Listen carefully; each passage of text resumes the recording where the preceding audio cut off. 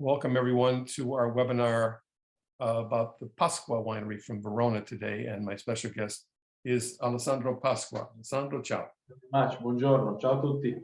And Alessandro is not in Verona, but he's in New York City. So you have an office in New York. Tell us about that. That's very true. Thank you for asking. Yeah, it's definitely a passion, the US for our family. So that's where we have our small but very important for us importing company based in New York, where we manage the business for the US and Canada. My brother Ricardo used to be here before myself in 2011 when he started, and I joined it here in 2016. So it's about 5 years now. And they flew away. It was a wonderful time in New York so far. So ready for the next 15 or so. All right. Well, here's your brother and your father. So.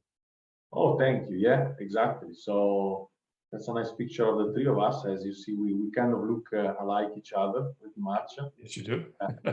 I know. So that's a good sign, at least, of our family.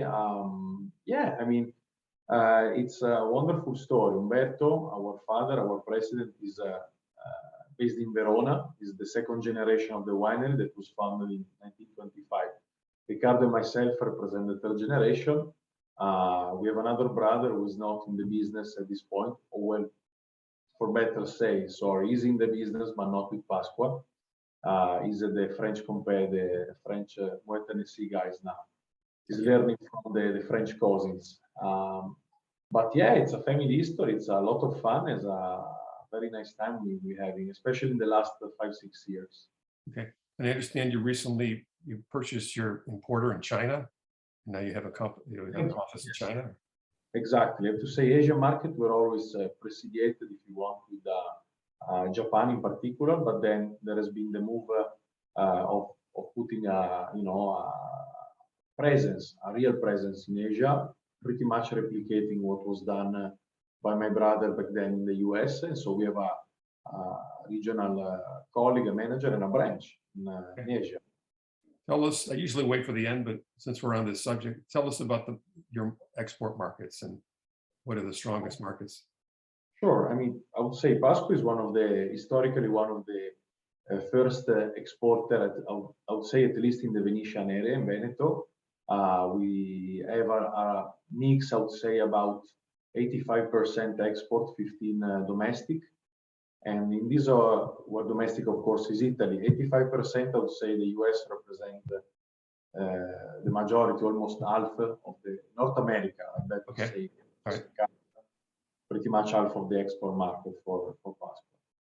So that's why, hence an office here. The first office we had outside of Italy, the first operations outside of our country, of Italy, was in the US, and we're trying to grow here. You met my colleague the other day in Chicago, the Tabichieri. We have a wonderful team between California, Tennessee, Connecticut, and we are looking forward to grow more.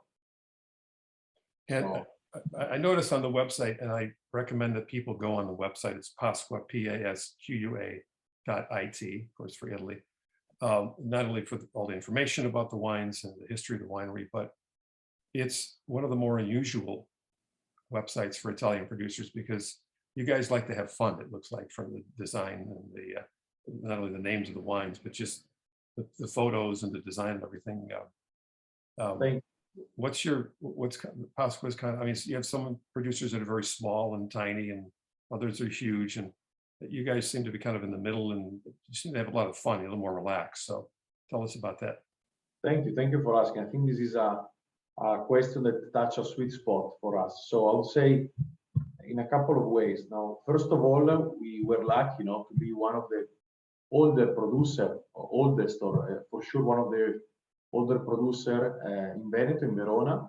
And so there is a lot of history and background to Pasqua Winery, started in 1925. So I think what we are trying to do now is to use all the bricks from the experience and the credibility that was built across the years and merge that with what we learned so far. Again, we are now the third generation, very actively. Umberto, our father, is every day at the winery, but it's really much a third generation imprinting now, I would say. And in this way, what we do you blend the two. So if you want a millennial look point of view, a very young and cool and up and coming and hopefully up to speed approach with the history that we have in the past. And at the same time, as you said, we try to have fun. We really believe in the independency, being independent as a producer, being somehow a producer that brings a lot of quality and go forward in the research of, I know it sounds kind of cliche, but that's really important, because when you have that, you can have fun and bring something extra to the game, which is all this fun, this color, this impactful marketing campaign we're doing now. I can say this because this was is live now in Verona. I don't know if you had the chance to see, but now our social on Instagram. But there is, as we speak, in Piazza Erbe, which is pretty much the main square in Verona, the market that's probably been many times. There is a manifesto, which is the manifesto of our future press campaign, which has been nevertheless, no more no less, but handmade and painted by an artist in Milan. And the paint was a result of a Amarone mechanism, an Amarone work with the materials. Sorry for the lack of English now. So it's very fun, you know. We always wanted to bring the message of these up and coming ideas we have in Verona, our city, which is the most important probably, where everything starts, across the board with the social media. Okay, yeah, that's a good point, because I looked at the site and I see you have at least 5 separate lines of wines, and we're going to deal with, you know, what you call your icons today, but you have, of course, things like Pinot Grigio and Prosecco and Bardolino and other wines in different categories. And I think it's important that we stress that, you know, I've been in the business for a long time writing about this. I'm very serious about Italian wines, but there's a lot of people that are just starting out, and you constantly have to grab those people's attention and recruit those people. And I think, you know, that's a great way to do it, to have not only a wide variety of wines, but wines on different levels, and also, like you said, have some fun. No, absolutely. And we think, you know, we have some fun in promoting the things that we believe represents us more, you know. Of course, we love all the Bardolino that is part of our history, and still is. It's a wonderful little appellation in Lake Garda, where we go every summer. It's 30 minutes drive from Verona. You know, it's part of our history and DNA. But at the same time, why don't put again an extra mile, something extra to this thing, which is awesome, which is a personalization of, which could be a winemaking personalization in the type of blends you do, the type of wine technique you use. See the multi-vintage, the French, the white guy here. Here you go. Right. Rather than 11 minutes, another proprietary blend. Our Passimento Rosso Romeo and Juliet is not here today, but is the first label, I would say, the first project that was into a proprietary blend with Veronese techniques for Pasqua, I mean. And a very fun, I would say fun is the best word to describe packaging, fun approach, which means, and I finish here, you know, on this, by engage a traditional consumer who appreciate the Corbina, the Croatina and the Passimento method, but also a younger consumer, less expert, which don't want to be intimidated by wine, but just want to be seduced and approached to it in a fun and relaxed way, you know, with quality, with a lot of quality in the bottle. I think it also helps that the word Pasqua is not very difficult to pronounce either. It's an easy name to remember. Yeah. When that's your name, you were born with it. You can't help that, but you know, you have some names people are like, they just give up with Italian names. They can't pronounce it. So. I hear you. When I was a kid in school, you know, Pasqua means sister in Italian. That was easy to remember. A lot of jokes. They still make jokes. Okay. Right. I can imagine. Right. But that's they mean absolutely. It's an easy name. Okay. Before we talk about the wines, I want to ask a question. I know you're in New York, but about the weather in the Valpolicella area this year. And the reason I ask is I do a lot of work with producers in Piemonte, and they've had the most unusual winter because they really had no snow. They had snow on December 8th, and it's now what, March the 3rd. They haven't had any snow since, and they're not particularly pleased with that situation because they need the snow for water reserves and things. But what's it been like in the Valpolicella area? I have to say, in the last 6-7 years, the very bad time was probably 2014. Apart from 2014, I would say the vintages have been pretty constant. I mean, I'm trying to look at this from a moment for 30,000 feet, meaning that 2017 was another year of some struggles for sure, unfortunately, in France, in Sancerre area, for example, that area. But for us, I would say, especially 15, 16, has been a wonderful time for making wine from Valpolicella. Last year has been pretty regular. There has been a time with a strong hailstorm, I would say mostly one. But apart from that, what stayed on the vines, the quality of what we were able to grasp was very good, was on point. Good. While we're on that subject, there was a report, you probably saw it a few Sundays ago in 60 Minutes, all about climate change and everything. And it was a very accurate report and well detailed, but I think they can only tell so much in 20 minutes, but which was the length of the report. But in my thinking, that they left a lot of things out, and they seem to kind of spread this message that it's just terrible and doom and gloom, and the temperatures are going to keep rising, and it's going to be difficult to make balanced wines. But I know just from talking to producers all over the country, that's not true. What do you do specifically? Let's talk about Valpolicella and Amarone. What do you do specifically in the vineyards in the cellar to combat the rising temperatures? Sure. Yeah, I mean, I would like to do a alpha step back, and I want to second what you say. At the end of the day, the last vintages have been pretty much fantastic.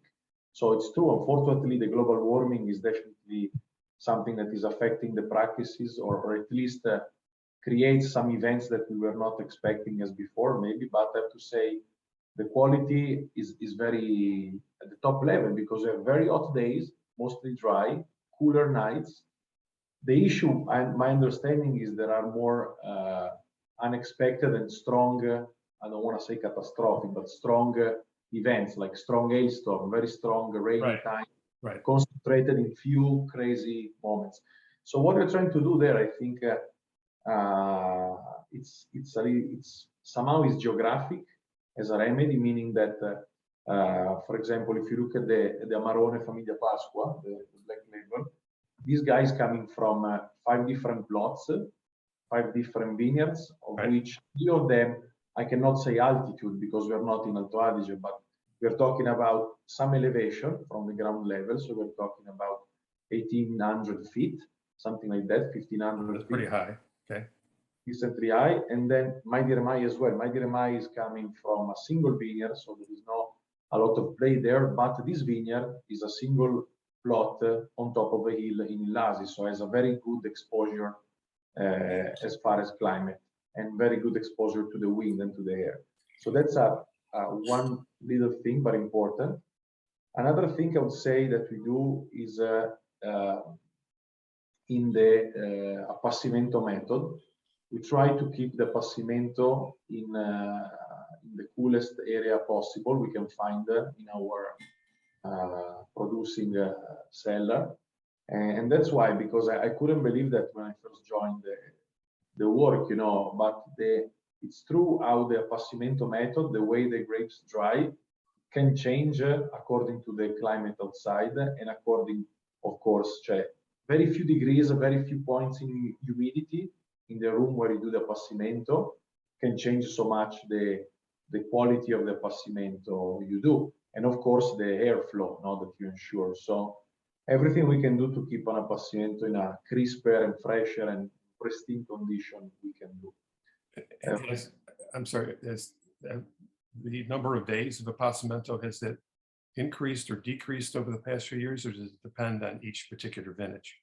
It really depends on each particular vintage, definitely. And I'm trying to, thank you for the question. It's kind of what I was saying before, meaning if there is a very, very hot October, a very hot November, for whatever reason, the appassimento will go quicker.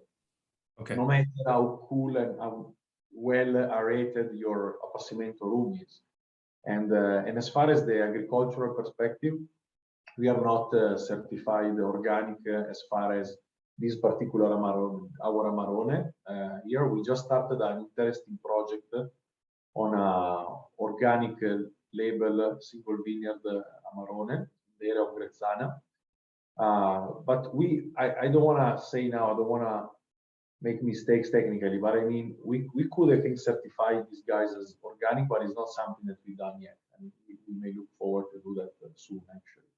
Yeah. So I've talked to producers and say they could do that as well, but then, you know, if there's certain years where there are problems with the climate, you know, it's a safety net by not saying it's certified organic.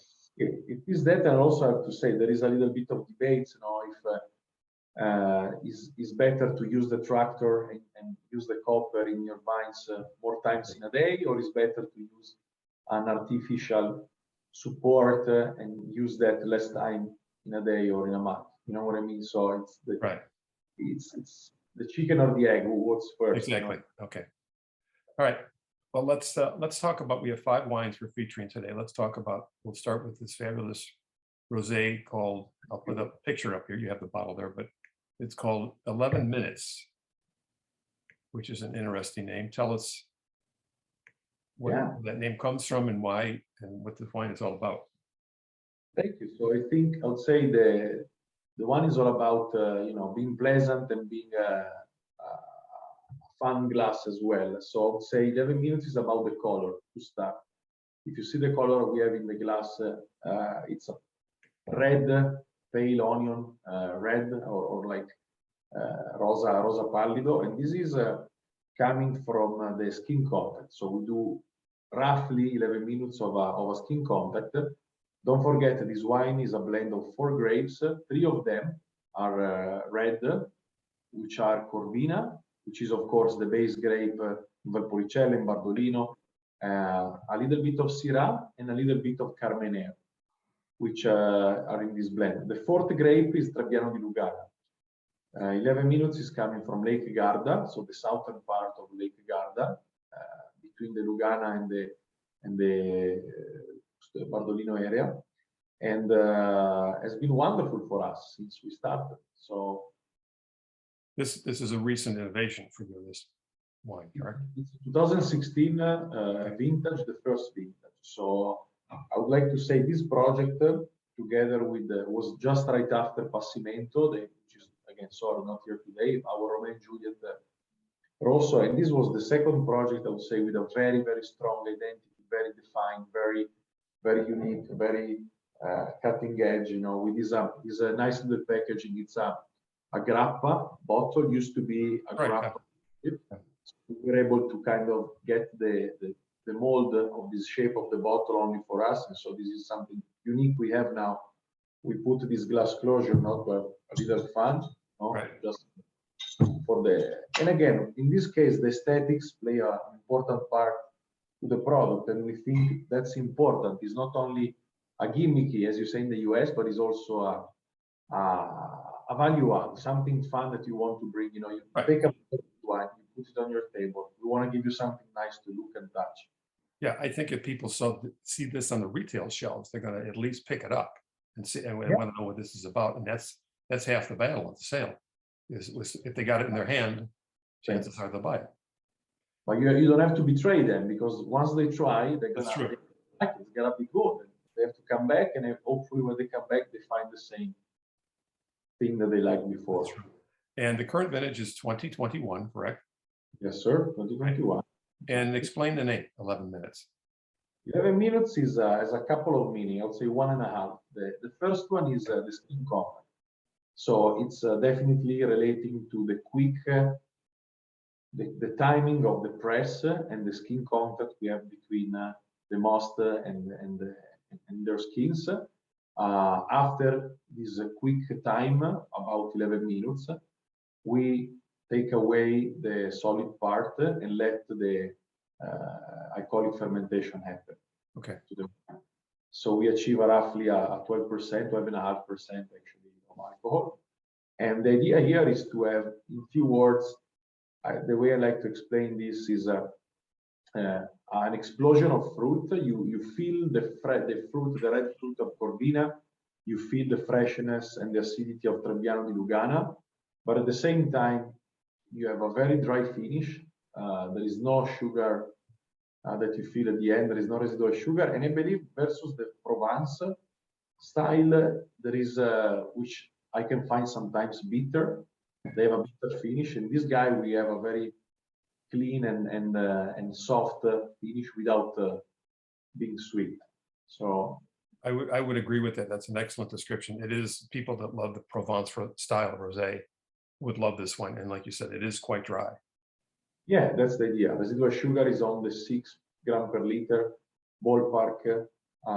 As you can imagine, the skin contact and so the maceration is kind of is not super long, so the extraction is not super high if you want, and so the alcohol fermenting sugar we achieve about 12 and a half, and there is not much sugar left. Okay, great. Well, it's So very enjoyable. No alcohol. Okay, very enjoyable wine, and 11 Minutes is a great name, and that leads us to our second one, which has a great name, and I'll put the picture of the bottle liquor. It's called Hey French.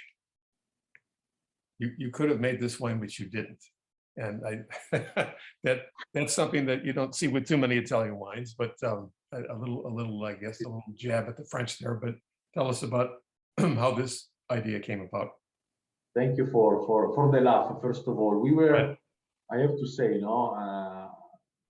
when my brother came up with his name, we said, "What the hell happened to you? Did you sleep tonight? Did you drink? What the?" Yeah, right.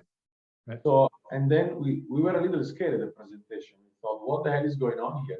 Then we presented it in Italy, which is for us the most important venue. We had about, I don't know, a nice venue was 2019, 200 people at the winery. So, and the reaction that 99.9% of the people was what you had. So a nice laugh.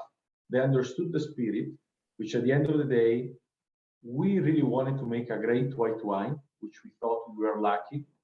And we wanted to tribute what we thought were the best white wines in the world, which are white Burgundy, Right. Pretty much. And the idea is also somehow provocation, like a David against the Goliath, no?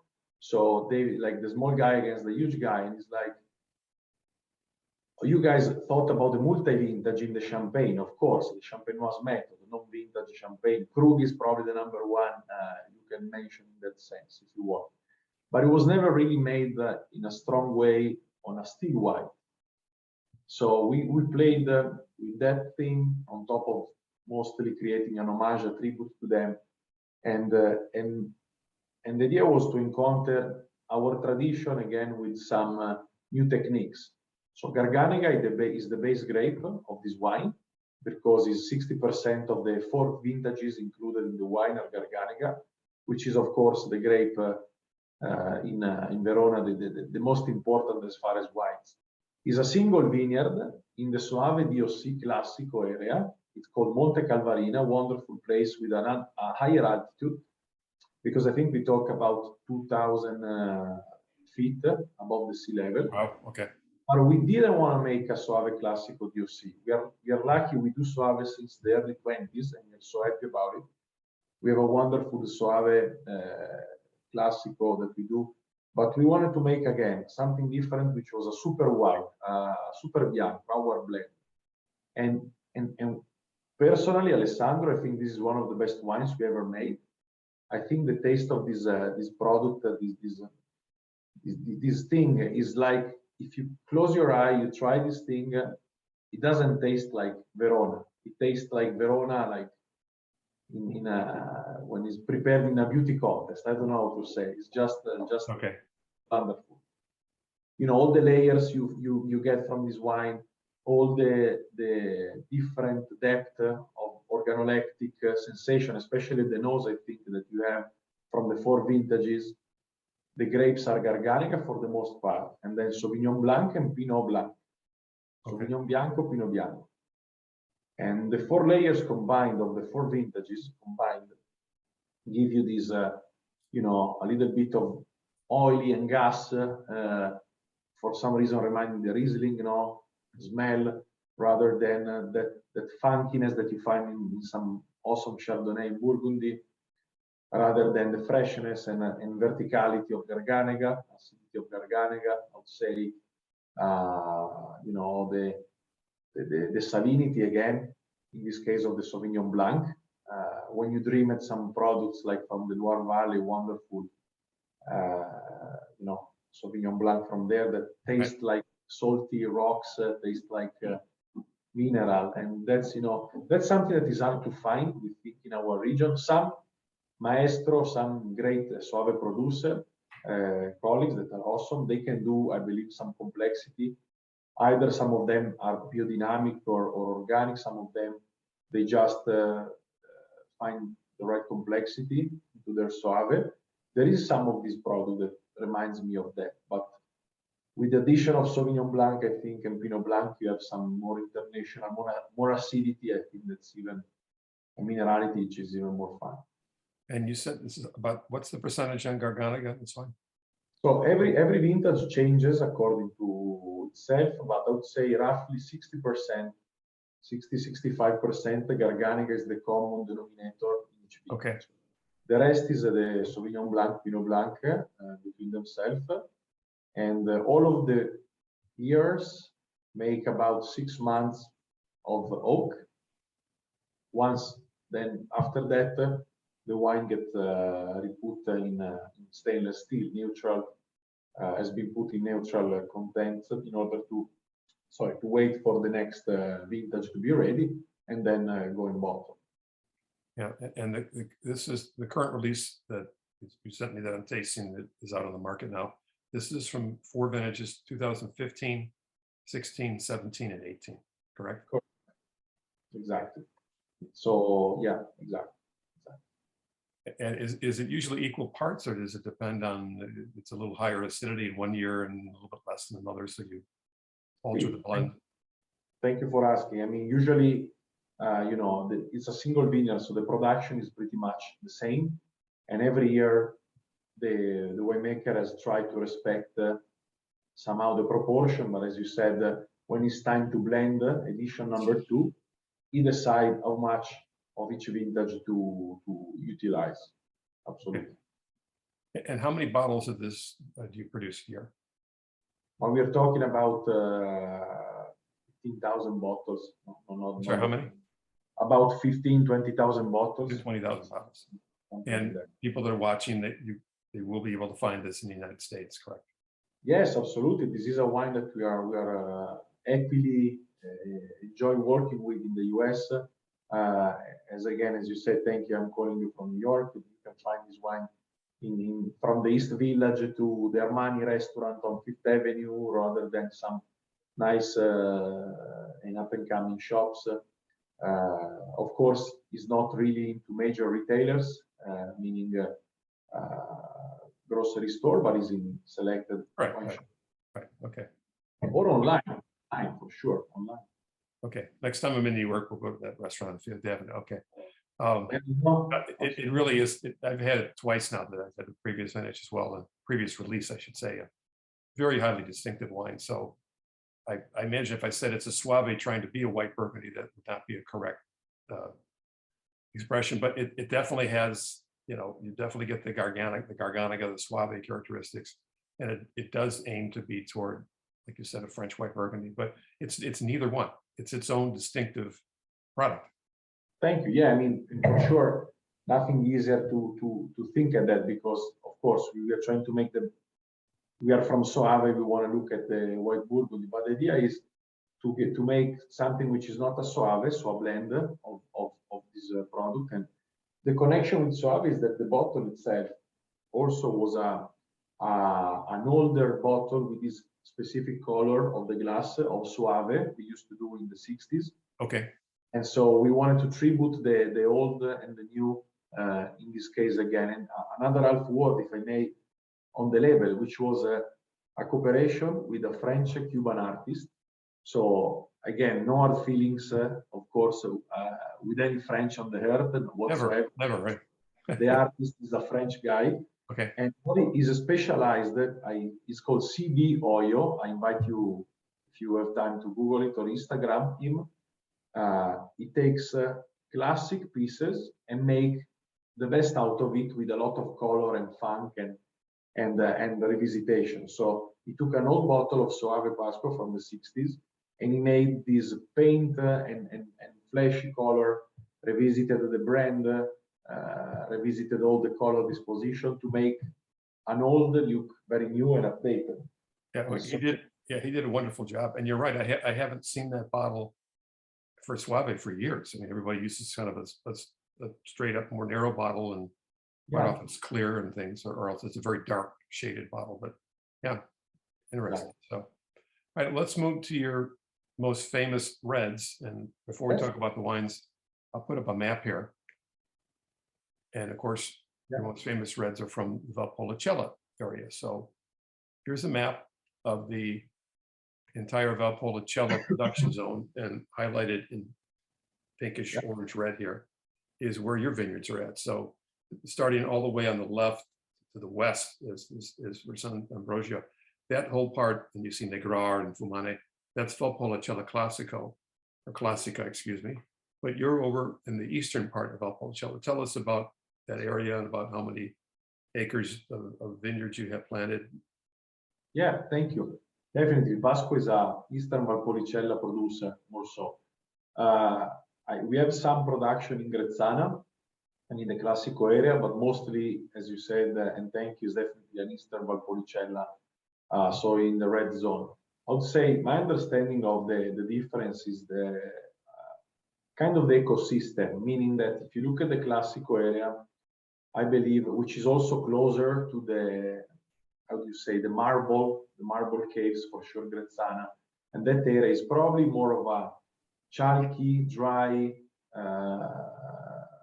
I hope I'm not saying any blasphemy here, but reminds me a little more of Piedmont for whatever reason. Okay. And the somehow drier look and feel. The Valpolicella East, especially the Illasi part, and Tregnago and Mizzole, they feel like a forest. There is a tribe of vegetation. There is like an ecosystem there, which is very much to me remind like hoods and a lot of florid vegetation. For example, if you look at the Mai di Remai vineyard, which is the single vineyard we will taste later. Thank you. This is one of your vineyards in Valpolicella. Absolutely. This is the single vineyard, the Montevegro, where we do the Mai di Remai. And this one here is a single vineyard, about 60 acres on top of the hill. So it's a 360 view on the valley. On the east side, you have the Illasi Valley. On the west, you have the Valle di Mezzane. And that's just beautiful. So it's really like a triumph of vegetation there. And I think, don't get me wrong, but the wines gives you that sensation looking alike somehow the warmer climate. Again, I'm just trying to explain myself in the better words, like California can be, you know, more of I see more power, I see more extraction, I see more darker colors somehow. At the same time, the fruit is very lively. One of the best wines I had the chance and the luck to try in my life is I believe the Dominus from the US in California. Right. And that one to me is glorious because the fruit that transmit and the cleanness, the freshness, the happiness of that fruit is there. But in the same time, there is body, there is structure, but it's not heavy. It's never overwhelming you. And that's what the Eastern Valpolicella represent more so. And it is a beautiful place. The family owns roughly 200 hectares, so that is 450 acres, something like that, if I'm not wrong. And those are 90% in the Valpolicella Veneto area, with a little bit remaining in Puglia, and that's, but yeah, Valpolicella. So. Okay.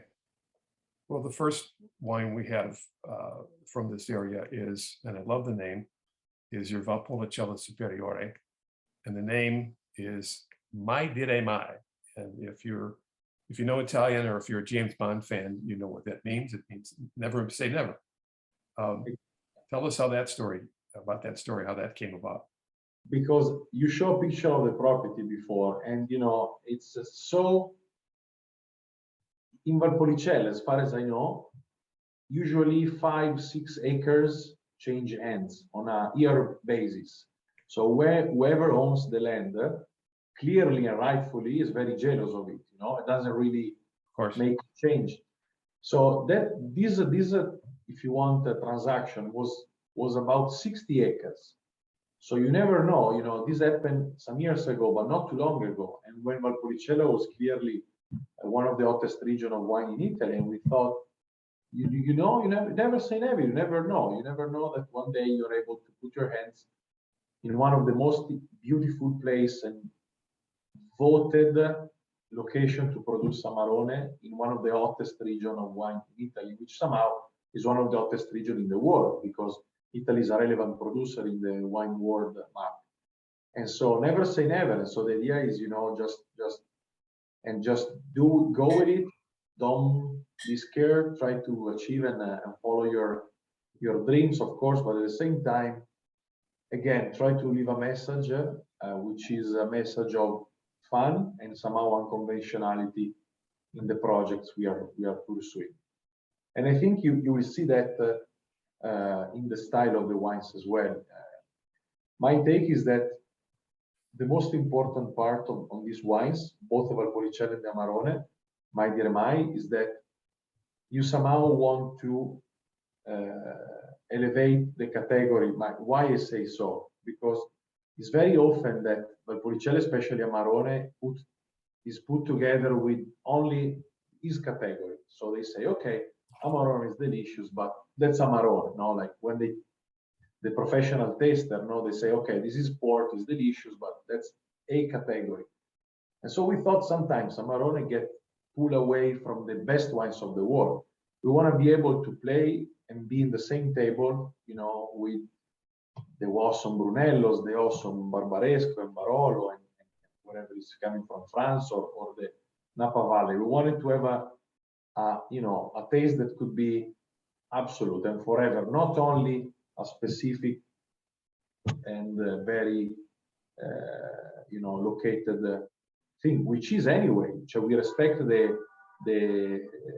stigmas and the idea, and not the stigma is a bad word. We respect the nature of the Valpolicella. We want to be part of it and promote it, but in a style which is more international, is more somehow innovative, but mostly so. It's like, it's going over many restrictions that Amarone used to add in the past. One thing, for example, is the high resiny or very sometimes obscure, very heavy taste of it.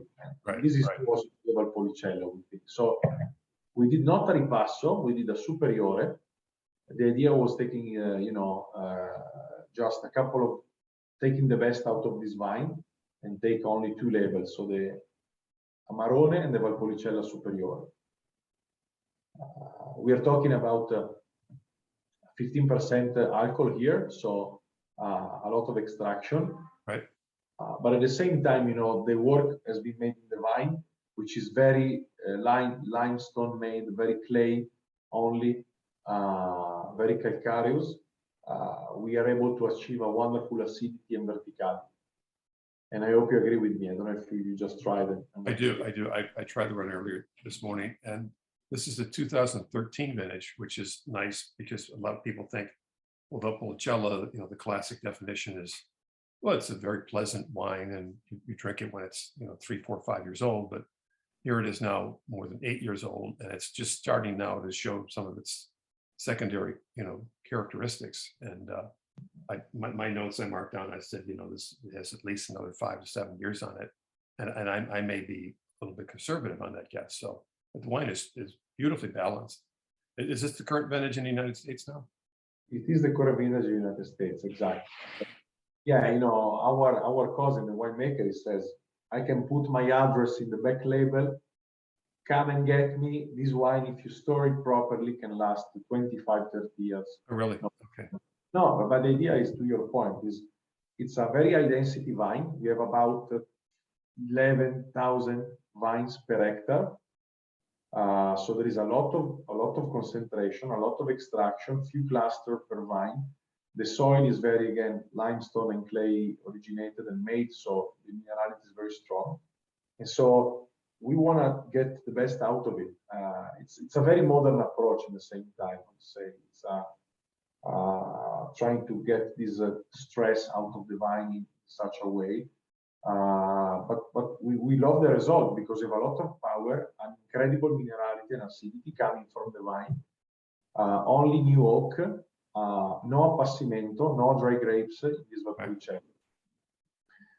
We discover again, let's say we use the Oseletta a lot, which I'm sure you're familiar with, for maybe not everyone, but everyone. It's a small berry, very small cluster grape with a small berry, which kind of reminds me Petit Syrah, so very inky, very strong, very concentrated. And this grape, indigenous of Verona, native of Verona, Valpolicella, gives a lot of tannin, a lot of structure, longevity, color, flavor, deep ruby color, and dark fruit like the blueberry, the blackberries. It's a wonderful wine. We love it. The place is stunning. We are so happy to be able to do wines that, you know, forgive me the word, they don't really play as a crowd pleaser. They just play as us trying to find and define the best style of Valpolicella, and Amarone we can do from that specific area. Yeah, I think that's a great explanation of it. And I think it would be an eye opener to people, like I said before, that think that Valpolicella is something is very light, you drink right away. So what would people expect to pay in the United States at a retail store? About $50, $45. Okay. All right, well, let's talk about Amarone now, but before the My Dia de Mine, we'll talk about another one of your Amarone. Now you make, I think, about, what is it, 7 different Amarone, so you're probably one of the more knowledgeable wineries when it comes to Amarone. So, but this is the black label, the Familia Pasqua. Yeah. There's a picture of it here. Thank you. Yeah. Tell us about this Amarone. Thank you. Yeah, no, I mean, I appreciate the comment. I will pass along to all the family in Verona, meaning that for sure this is something we are very passionate into. I would say that the main difference between this and the My Dia de Mine that we try later, it's in the style. It sounds obvious, but this one here, I think the better example for me to explain this is it reminds me a very good Pinot Noir from California or Oregon, meaning the fruit is so present. The fruit is very lively, very fresh, very bright, and the tannin and the alcohol and everything are very well integrated. And so it really kind of, you know, it's like liquid marmalade, but without too much residual sugar into it, because we have 15% of alcohol. It's kind of a baby. It's 2017.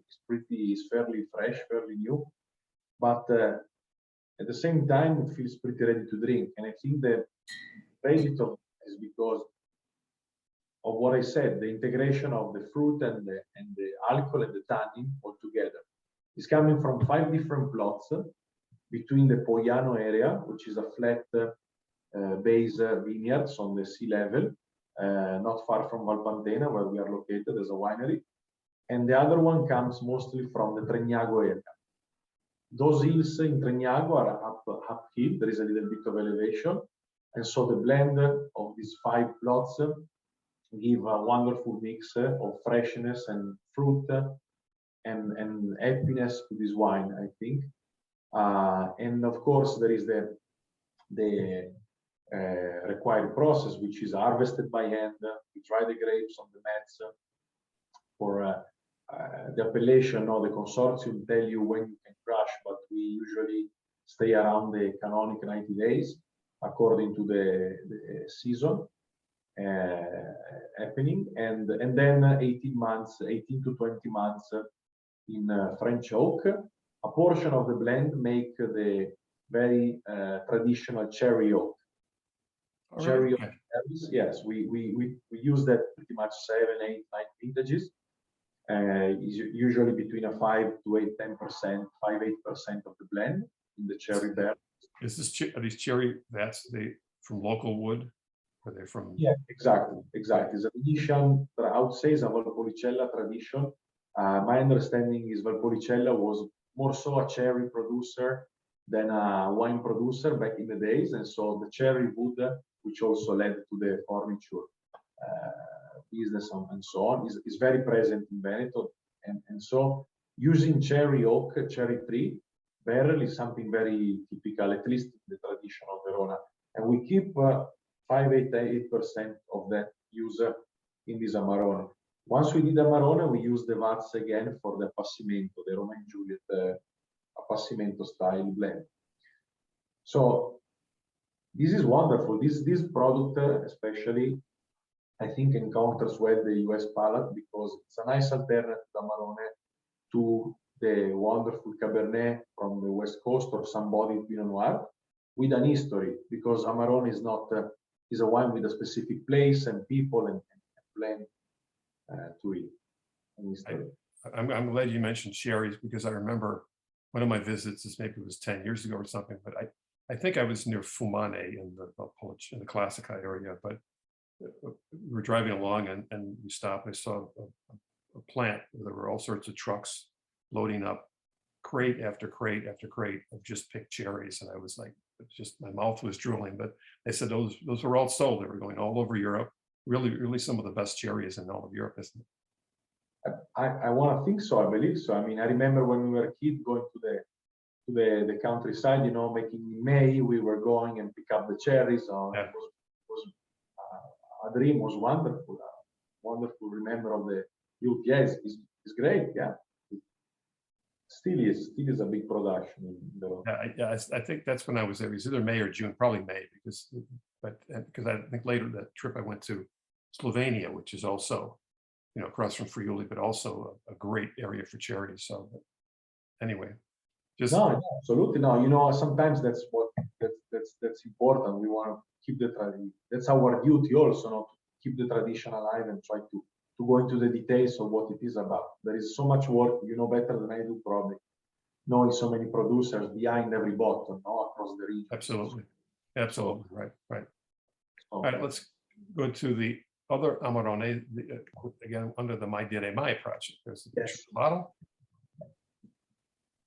Ecco, questo è il Valpo degli Amarone. This is the 2013 vintage, correct? 2012. 2012, I'm sorry, 2012. The 12 is the Amarone, and I mean, this is a product that I shouldn't even call product. You know, it's a bottle where when you go to the vineyard, it gives you goosebumps, literally. It's a place that gives you something because it's such nicely located. It's such a good-looking atmosphere from there, and you have the idea of, you know, seeing 3 valleys or more, and you see the lake, you see everything, you see the mountains, the Monte Baldo.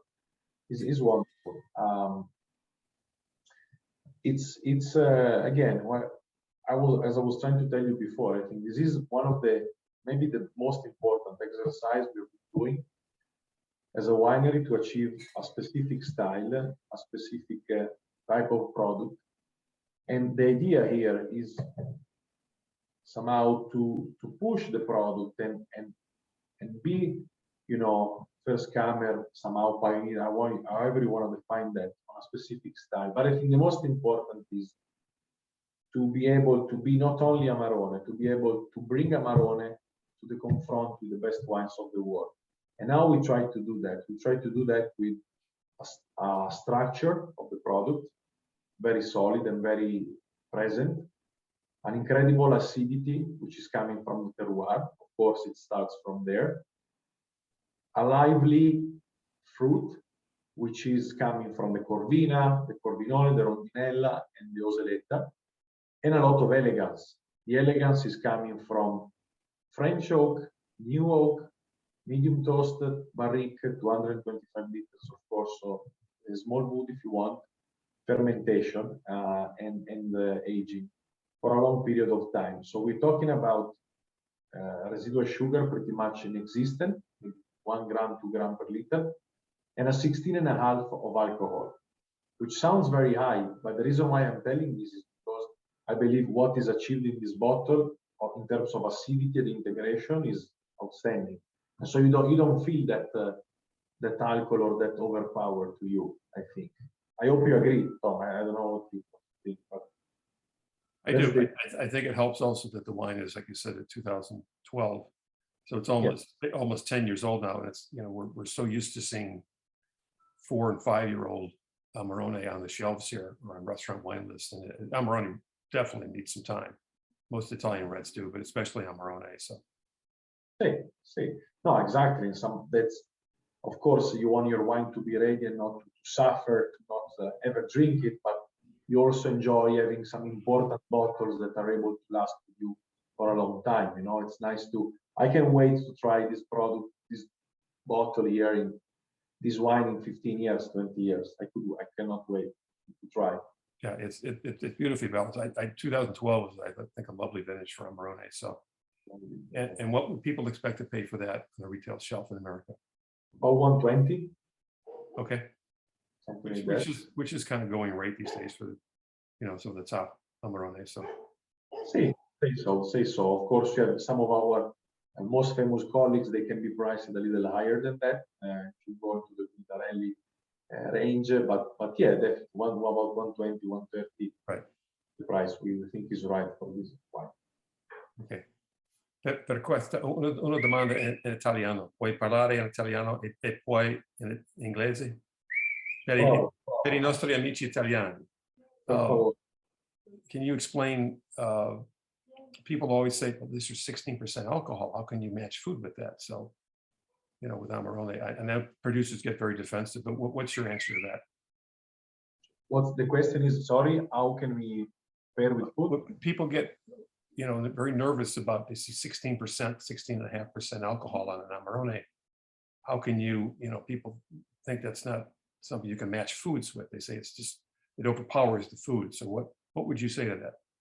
No, allora, I understand that, and I would invite you to try and see how balanced and how acidic and easy to drink this wine can be. Of course, you don't want to pair, you eventually don't pair this wine with fish or spaghetti with clams, but you eventually pair with even a risotto with saffron, a nice tagliolini with mushroom, and of course, all kind of meat and cheese. And cheese you'd like to have. I invite you to try. That's my only answer for this. Okay, fair enough. So anything else? Just a couple more minutes we have left. But anything else you want to say about what's going on with the winery? Any new innovations or plans? Or Sure. No, I mean, there is a lot going on. Thank you for asking. A lot's going on, and some of the things I can tell you, some not really, meaning that one of the most important, we just got a lot into sustainability. We just were able to achieve a certification, which is, we understand, one of the highest recognized globally, which is called the Qualitas, a certification of sustainability that requires you, to submit every year a fiscal report of sustainability to this certification body. On the same time, we keep investing as much as we ever did in the marketing and communication, because we believe some of our assets too, and we think is also a lot of fun. One thing we like to add to this is plenty of wonderful packaging, is plenty of amazing wines out there, and we think so. What we try also to add is something extra, which is something that is into the lifestyle conception of things, something which is talking to who's not only a wine drinker or a wine person, something which is more fun and related to communication, which we think is unconventional somehow. That this way of approaching wine, which is a traditional business, we are coming in a traditional area, which is Italy for sure, is not really so inclined generally to young and effective communication, which goes away from the typical wine world. And I think that's important. I don't know if I was able to explain, but long story short, it's a lot of marketing, a lot of fun and exotic messages that go over the wine world for some extent. And just to give more to it, And vineyards always. We are always all the good successes in the last years are invested in this marketing that I told you about, but most of it is investment in the vineyard, investment in the winery, with the up and coming